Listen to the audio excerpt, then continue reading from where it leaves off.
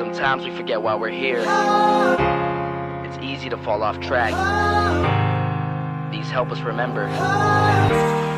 These battle scars don't look like they're fading, don't look like they're ever gone away. They ain't never gonna change. These battles. Growing up, I had a dream, something no one else could see.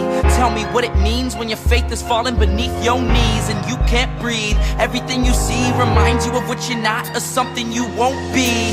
You gotta take what you're given, that's how we live it. Don't be mad.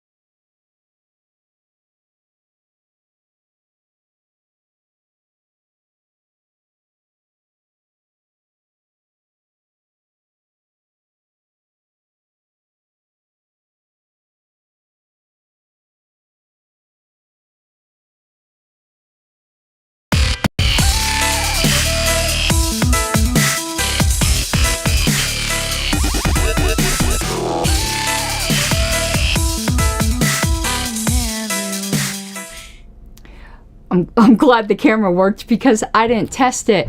And hello, oh look, it's starting again. Are you guys getting that on your end? That is so weird. Hold on. I don't know why all my music is doubling up. I'm glad the camera. Oh, I know what it is. I am such a dummy. Hold on. I have it. I have YouTube playing on an on another screen. So that's why it was doubling up. It's my fault. I has the dumb. It was it wasn't my program, but I didn't want you guys to have to hear it twice. But we got it straightened out now.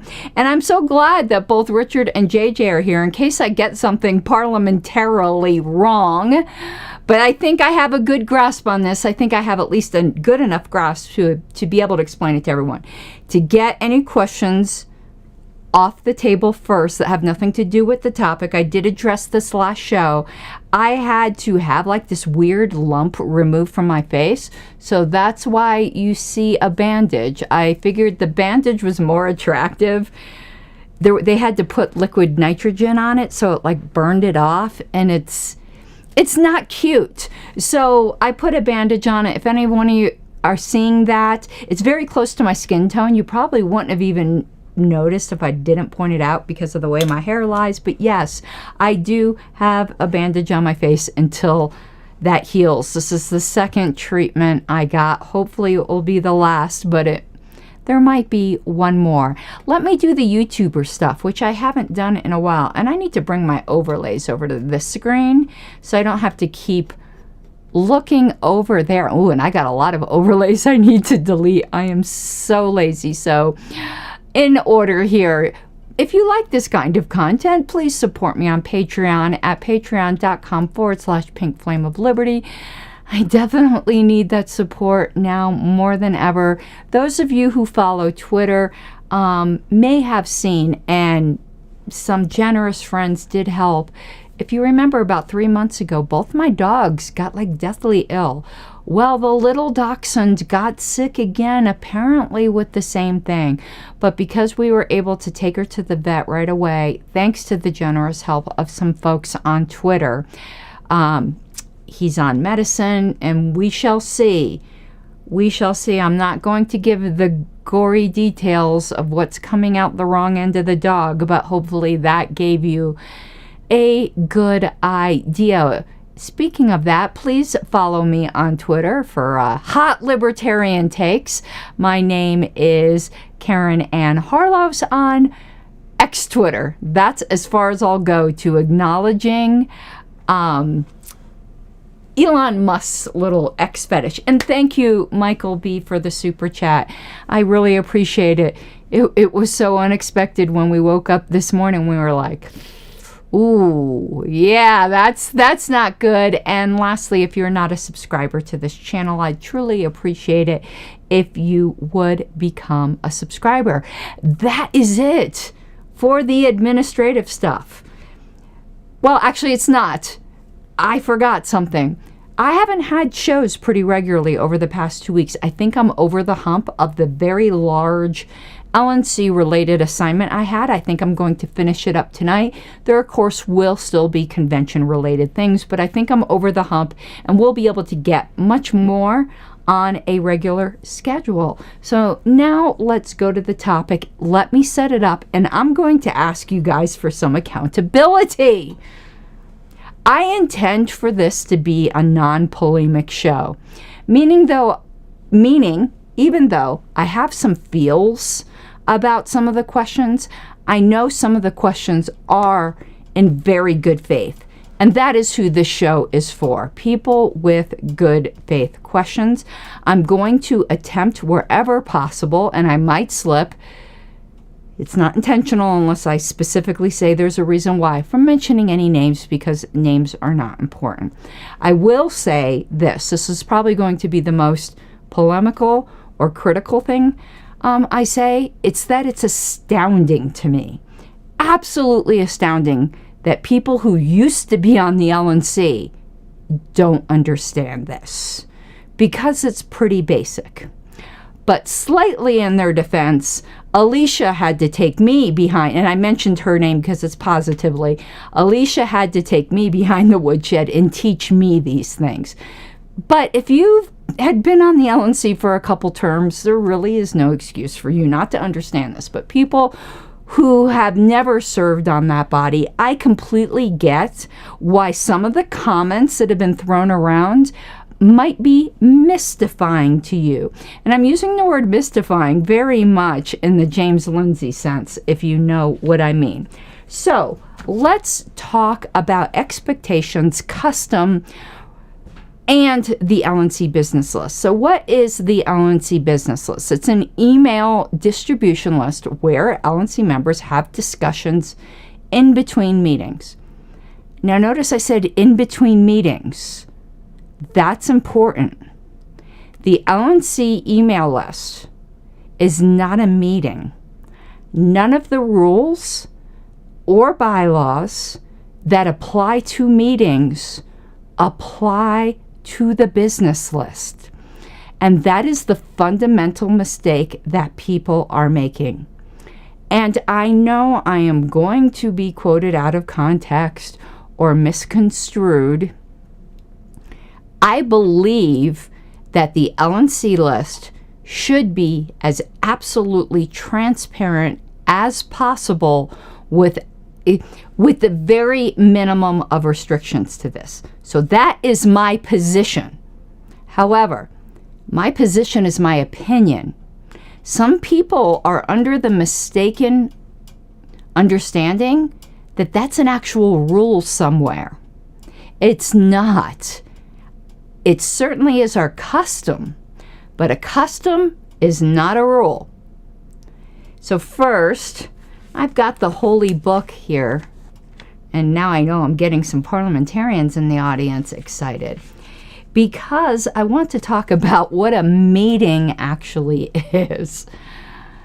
An email discussion is not a meeting. So this is like in the very beginning. We're in chapter 1, where entitled The Deliberative Assembly, Its Types and Their Rules. So first, a deliberative assembly, the kind of gathering to which parliamentary law is generally understood to apply, has the following distinguishing characteristics. Some of you will remember this from the debate over the argument over a virtual convention in 2020. It is a group of people having or assuming freedom to act in concert, meeting to determine in full and free discussion courses of action to be taken in the name of the entire group.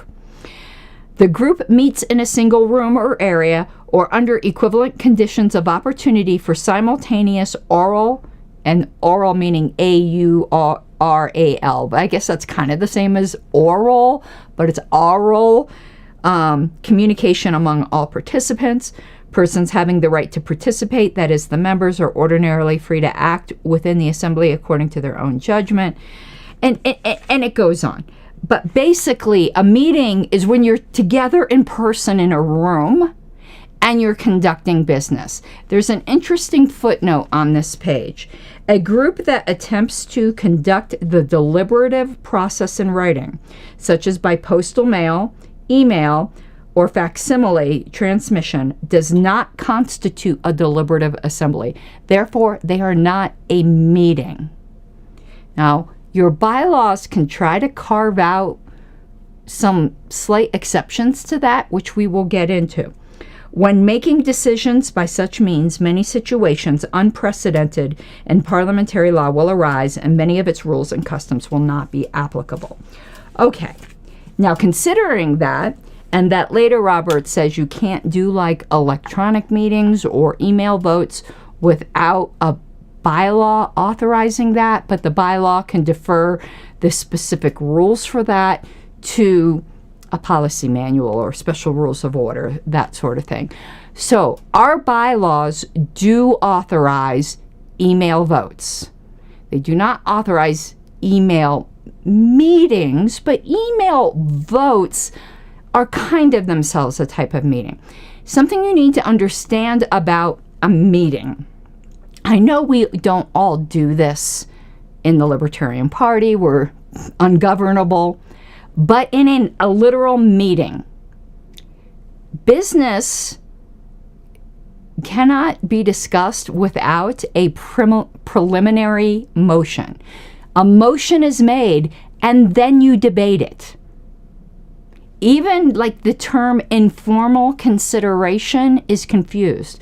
A lot of people think, now there are some special rules for small boards. We're not dealing with that. The LNC is not a small board. A small board, I think Robert says, is it's very non-specific, about 12 or less. So Colorado, where we have 11 board members, we operate under small board rules. We're not dealing with that. LNC has 17 full members. It's not a small board. So even in quote-unquote informal consideration, that doesn't mean you just get to discuss things. A motion, we do it, but it isn't proper. A motion has to be made to open the issue up. Then you debate it. 90% of the LNC business list isn't a motion. It's just us talking about things. It's like a bunch of friends getting together that all just happen to be on a board together talking about things. Once a motion is made and there is debate on the motion, that is something that is like almost a meeting that is authorized by our bylaws. But again, that is not the majority of the business list, the LNC business list. Very rarely, particularly this term, do we do email votes where there is an actual motion pending that can then be debated. So what do our bylaws actually say? I used to think, and I argued with Alicia, and I was wrong. And earlier this term, I had this discussion with a different LNC member, and it comes up very regularly. There are people, good faith people, of different points of view as to whether the general discussions on the LNC business list, and Richard Brown will know that this has been an ongoing debate, whether or not they should be public. There are people, and there are good faith people, that are of the view that if all of the discussions are public, people will not speak their mind freely. That is also the reason why Roberts favors a secret ballot, feeling that people will not vote their true mind potentially if the votes are public. Now, I don't agree with that. And all of our votes are public. So the Libertarian Party obviously doesn't agree with that. But most state parties do. Most state parties have secret ballots. I could tell you in Colorado, we do not. Not even at the National Convention. At National Convention, each delegate that's elected has to agree that upon request, they will disclose how they voted on everything to the best of their recollection. All of our ballots in Colorado are signed, and in the minutes of Colorado conventions, it says how everyone voted. The LNC used to do that. I mean, at convention, we used to do that on platform deletion votes. People's names were put next to it. I believe in that. I believe you should stand by your votes. I don't believe in secret ballots at all. So I am of the opposite opinion that for nearly every case, the LNC business list should be fully public. I argued for that last term. I've argued for that every term. But having more closely reviewed the bylaws, and for those of you who say I never change my mind on something, that I always try to come up with an interpretation that favors what I want it to say, well, here's a prime example. I want our bylaws to require that the LNC business list, all of the discussions except for the ones that are of a narrow category, be public. But unfortunately for me, that's not what our bylaws say. But I think most of our members think that's what our bylaws say. So let me share a screen. I want to make sure I have the bylaws up on another screen because I want you to see what our bylaws actually do say. And I hope we amend these, but I'll tell you what I did personally to ameliorate this situation.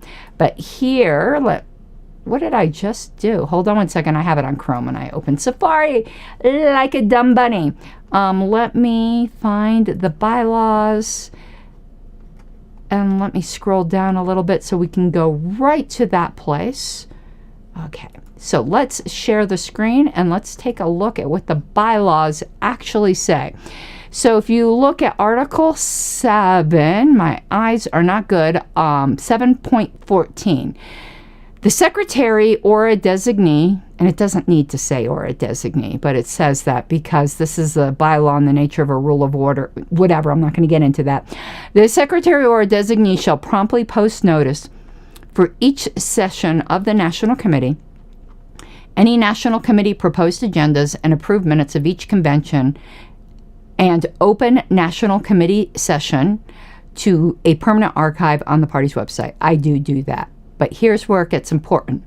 Any person may record the National Committee's proceedings while in open session. Notice that does not require that the LNC video our meetings. We do that as a custom, but when people get super upset because the YouTube stream went down or the audio's not good, you act as if we are violating a bylaw. We are not. It used to be that there were some LNCs before my time that would object to people personally attending the meetings and recording them. That's why this bylaw was passed. There is no obligation for the LNC to record the meetings. Now, do I believe we should? Yes. But I'm just letting you know what is actually required.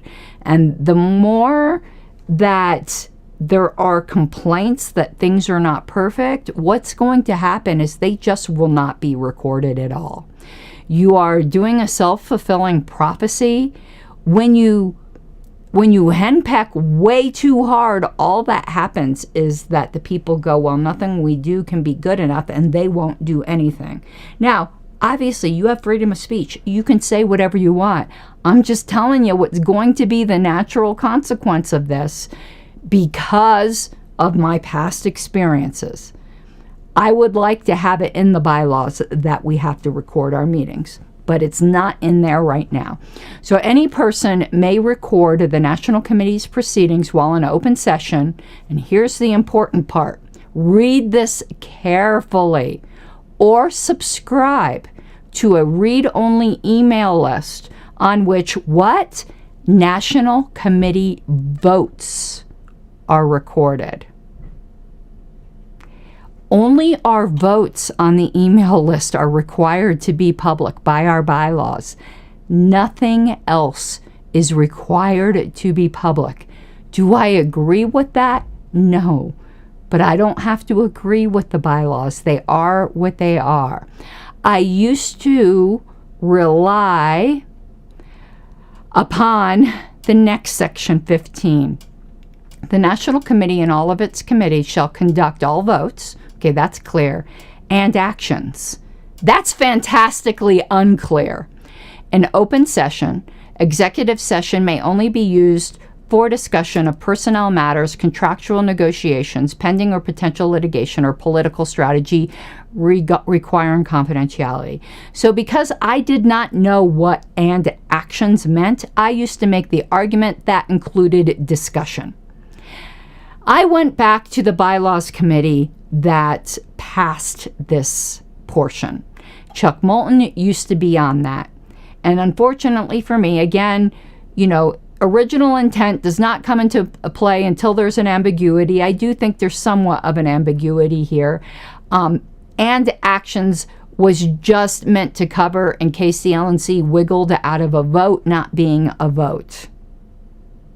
So for instance, if the chair decided something, like we're going to have another already against the war machine rally, that needs to be announced publicly. That's an action, and that is announced publicly. But these discussions that we have, they're not required to be public. I will always fight for them to be public, as I always have, with the exception of the things that are reserved for executive session when in a meeting.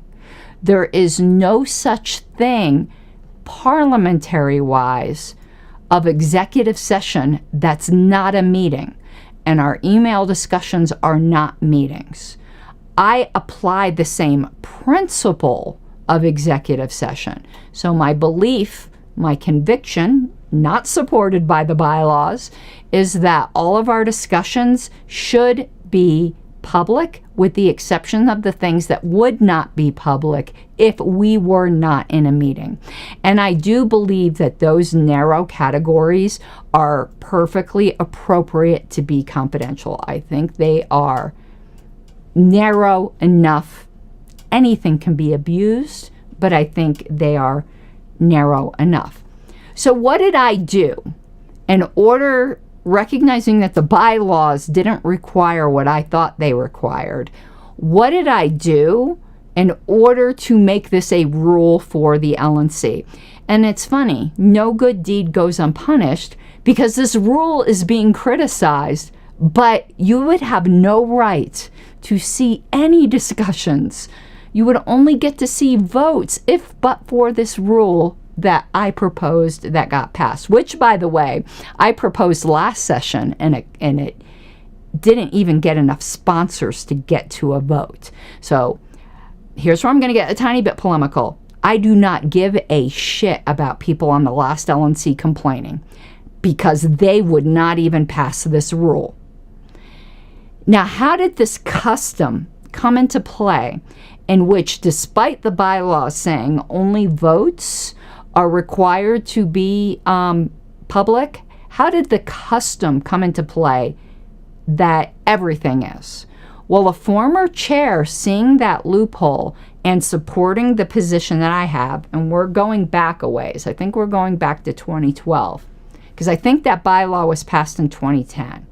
I might be off by 2 years. It might, instead of being 2010 and 2012, it might be 2012 and 2014. I know it was right before my time in the party. My first convention was 2016. So when that bylaw was passed, in order to comply with that bylaw, the LNC started a public group called LNC Votes. You can tell by the title of it, all it showed was ballots. Debate on votes used to happen on a separate secret list because all that was required were the votes, not the debate. This former chair merged the two lists, the lists that had the debate with the list that was just LNC votes, de facto making all of the conversations public. While I disagree with this former chair on so many things, that was an excellent move. People may have wondered why I fought so hard last term when the suggestion was made we should have our votes on a separate list. I did that because I realized how easy then it would be to go back to the old days where just the votes were public because that's all that's required by the bylaws. I wanted to make it hard and a pain in the ass to do that. That is why I fought keeping votes separate from the rest of the discussion. It was to protect this custom that we had, because it would be all too easy to just get a new custom if you had these two things on separate lists. This term, I proposed what I tried to get passed last term, in which I got no support. And I'm going to show you the rule, the special rule of order that I got passed this term. So let me put that on the screen so that you can see it. Some of you reading the policy manual might have thought, that this rule has been there all along. No, Richard Brown can attest to this. It got adopted in May 2022. It has not been there all along. And who was the author? Who was the author? And thank you, Chuck. I'm so glad you're here. And you and I, and you can attest, I had this phone call with you. I really wanted that bylaw to say something different. But it didn't, unfortunately, and I had to come to terms with that. But I would like to, we got too many proposals this time, but I would like to see that bylaw expanded, and I know you would too as well, Chuck. Okay, so let me show you, and I'm not sure if you're aware, Chuck, of this special rule of order I got passed. I think you'll be proud of me. So I got open meetings, as you see number 3 there, was always in the bylaws. I mean, not the bylaws, the policy manual, and this is in our special rules of order. LNC meetings are open to party members except while in executive session. Non-party members may be excluded upon a majority vote of the LNC, but that next section is brand new. I got that passed in May of 2022. It was, let's just read it. Email discussions involving the entire LNC shall take place on a publicly accessible read-only email list. Notice I expanded. Now, your special rules of order can make you do more than the bylaws require. Can't make you do less, but it can make you do more. So I put in the policy manual what I wish the bylaws said. So let's just start again. This language actually, Chuck, would be good language for the bylaws, by the way. Email discussions involving the entire LNC shall take place on a publicly accessible read-only email list, with the exception of items that qualify for executive session. Those discussions shall take place on a separate email list specifically designated for that purpose. An announcement of each new discussion on the executive session list shall be made on the public list by the secretary, including the justification for having the discussion in executive session. The beginning and end dates of those discussions will be noted in the regular secretary's report to the LNC.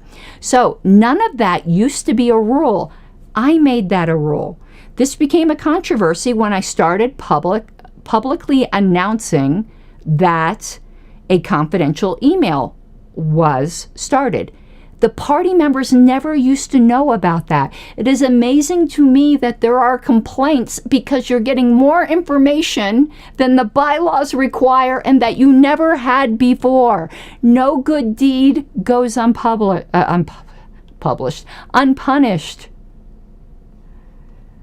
So I was analogously applying rules that apply only to meetings to our email list in the best way that I could. Because if you were in a meeting, it would require a motion to go into executive session. It does not require a motion to go into executive session on the email list because they are not a meeting.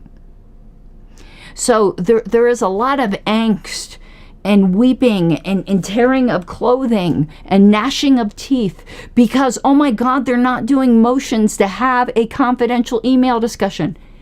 Because it's not required, it's not a meeting. You are getting so much more than is required, and that is because I passed the special rule of order to do that. Because that's how passionately I feel you should know what's going on. You should know when we're having a confidential discussion.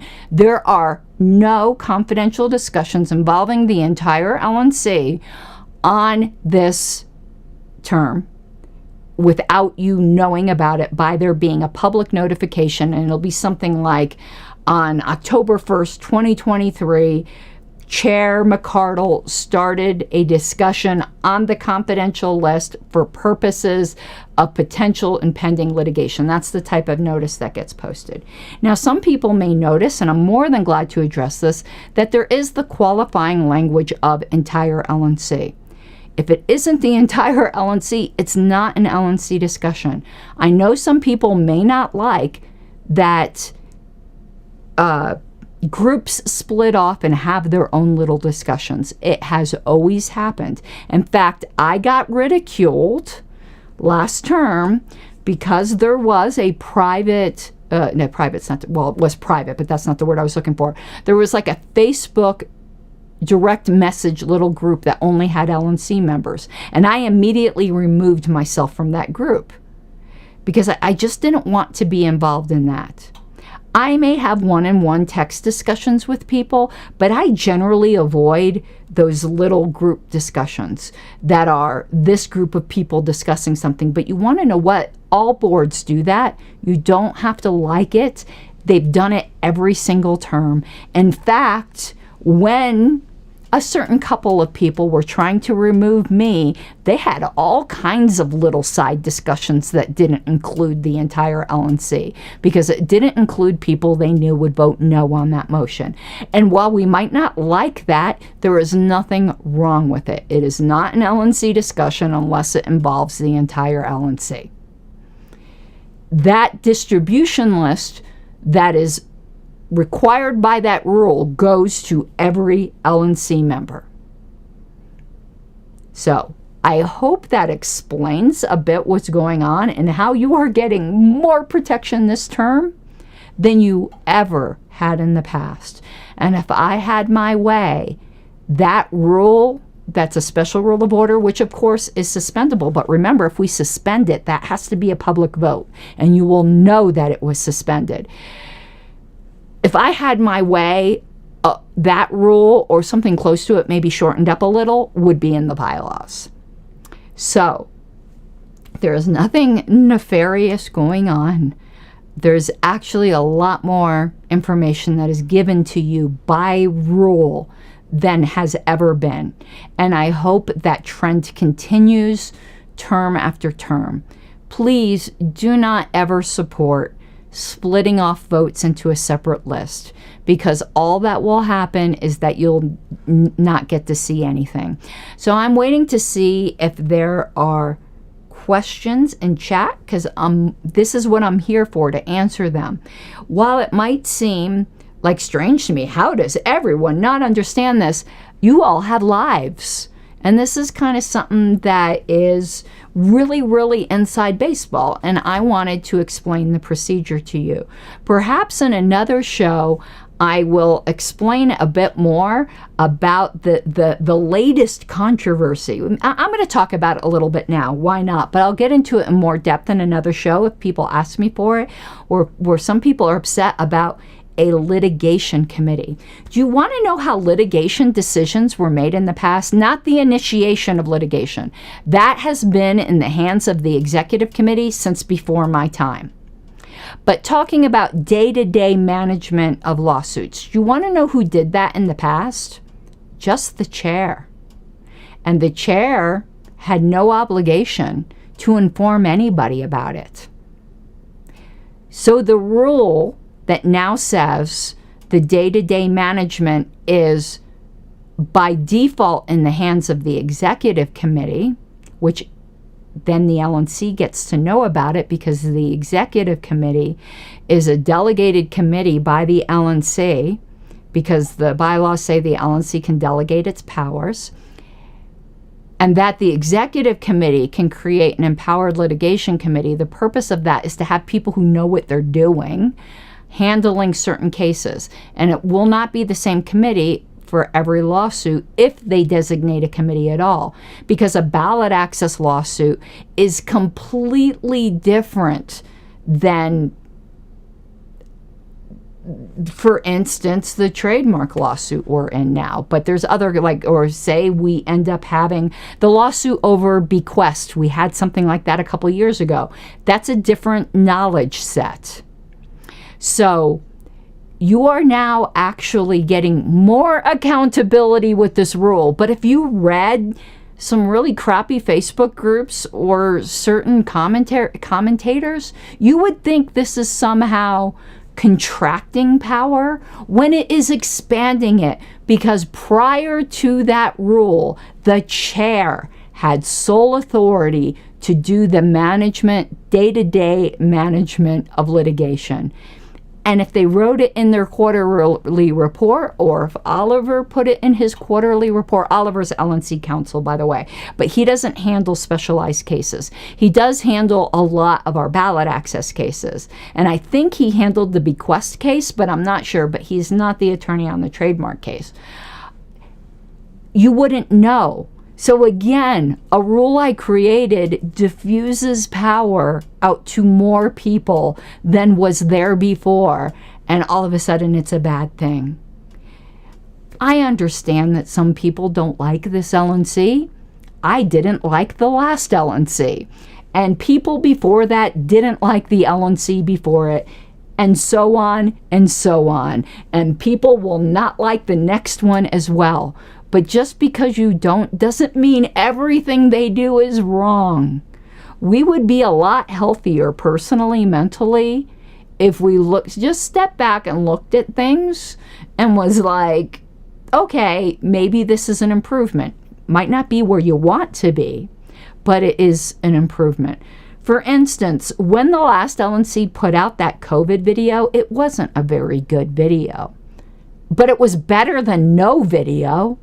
And I praised them for that. I wasn't crazy about the video. I thought they could have put out a better video, but it was definitely better than no video. And if we got into that mindset a little more, I think we'd all be healthier and more effective as a party. So I hope you understand the issue of the LNC list and understand that I am your advocate for transparency. I'm not the Star Child level of advocates, because Star Child doesn't think anything should be secret. Do you really think that if we have issues with staff that should be aired publicly? I just don't. And legally that would be stupid, because we could open ourselves up to lawsuits. Should we say legal strategy that we haven't executed yet publicly? That would be stupid. When it comes to political strategy regarding confidentiality, you want to know what that usually is? There are states in which we want to petition, in which people can only sign petitions for one party. We don't want to let every other potentially petitioning party know what states we're targeting. That would be stupid. Those are the things that those very narrow categories apply to. And I really appreciate new LNC member Paul Dar. He is the new Region 7 alternate. And by the way, today would have been Donovan Pankey's 44th birthday. He was the Region 7 representative that was tragically killed in a car accident earlier this year. So there was some shifting around in Region 7. Paul Dar is the new Region 7 alternate. And I really appreciate that he said publicly, you know, I haven't been here long. There's only been one confidential discussion that has happened since I've been here, and it fully fell within the categories of executive session. Now, what could an LNC member do if they felt there was a discussion that didn't fall in those categories? They'd have to raise, and they could do this publicly as long as they didn't reveal potentially secret things. They just raise a public point of order with the chair that the confidential discussion disclosed by the secretary as happening, and give the little description of it, does not fall within this rule, and let the chair rule. The chair might say your objection is well taken, and those portions will be made public, or the chair will say it's not well taken, in which case you can appeal the ruling of the chair. The procedures are pretty clear. So again, and JJ said that the rule about the executive committee voting to initiate litigation was from 2012, if not earlier. That's what I believe as well, but again, way before my time. I started on the LNC in 2016. Okay, everyone. And there was another super chat I forgot to thank for it. Oh, Dave Davis, thank you so much. I do appreciate it. What I think my next show is going to be, I'd like to know if you all would be interested in this. I think I said I might do this before. I would like to go through the delegate allocation manual and not really talk about delegate numbers, but talk about the procedure behind it. I'm going to be doing a lot of educational, inside baseball, convention-related education as we are leading up to convention. So that's one of the things. I like to go over the delegate chair manual, the regional formation manual, that sort of thing, so that you guys become more educated on the internal processes of the party that you belong to. If there's any question, if you're watching this after the fact, that I did not answer or you don't think I was clear enough on, shoot me an email. Don't shoot it to my secretary email, because the show is not sponsored by the Libertarian Party. This is my personal channel. But shoot me an email at pinkflameofliberty@gmail.com or KarenAnnHarlos@gmail.com, or a direct message on Twitter, and I'll answer it in a future show, or do a clarification, because this really was to educate people who had good faith questions. Okay, I hope you have an awesome night, and we'll probably see you tomorrow, now that I think I've got most of my workload behind me. But that's famous last words. I might have just texted myself, but we'll see. Bye-bye. Mi guapas de libertad.